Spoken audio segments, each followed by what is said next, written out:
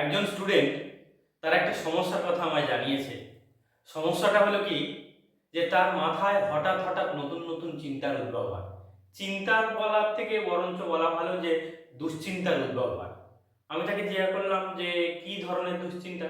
বলে ধরুন স্যার পড়তে বসেছি, তখন চিন্তা হবে যে পড়াশোনা করে আমি কি করব বড় হয়ে, ডাক্তার হব। আমি তারপরে ভাবলাম যে ডাক্তার হওয়ার মতো যোগ্যতা আমার নেই, তাহলে বিজনেস করব। বিজনেস করার টাকা পয়সা, এত টাকা আমার বাড়িতে নেই। তাহলে চাষবাস করব, চাষবাস করার জন্য যে কষ্ট করতে হবে সে কষ্ট আমি করতে পারবো না। এই রকম পড়তে বসলে তার নানান চিন্তা মাথায় আসে ভবিষ্যৎ সম্পর্কে। তো সে আমায় জিজ্ঞাসা করলো যে স্যার কিভাবে এই সমস্যা থেকে সমাধান পেতে পারি, কি করে এই দুশ্চিন্তা মুক্ত হতে পারি। আমি দেখলাম যে এই বিষয়টি, এই সমস্যাটি শুধুমাত্র ওই ছেলেটির নয়, আরও বেশ কত ছেলে রয়েছে যারা একই সমস্যায় ভুগছে।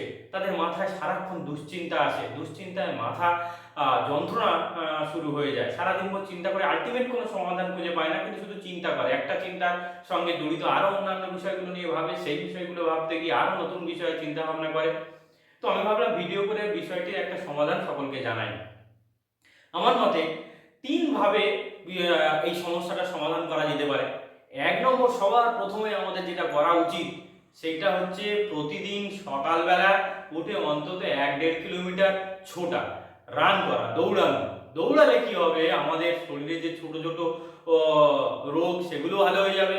আর এই যে আমরা চিন্তা, উল্টো পাল্টা চিন্তা করছি না, দেখবে আমাদের মন অনেক শান্ত হয়ে গেছে, মেমোরি অনেক ফ্রেশ হয়ে গেছে। এই সমস্ত উল্টো পাল্টা চিন্তা আমাদের ব্রেনের মধ্যে আর বসবাস করতে পারবে না। তাহলে প্রথমত কি করতে হবে, আমাদের রান করতে হবে, ছুটতে হবে, দৌড়াতে হবে। তাহলে এর একটা সমাধান পাওয়া যেতে পারে। আর দ্বিতীয়ত যে সমাধানের কথা বলবো সেটা হচ্ছে যে আমাদের কোনো একটা বিষয়ের উপর ফোকাস করতে হবে। এখন আমি ছাত্র রয়েছি, আমার এখন কাজ হচ্ছে পড়াশোনা করা।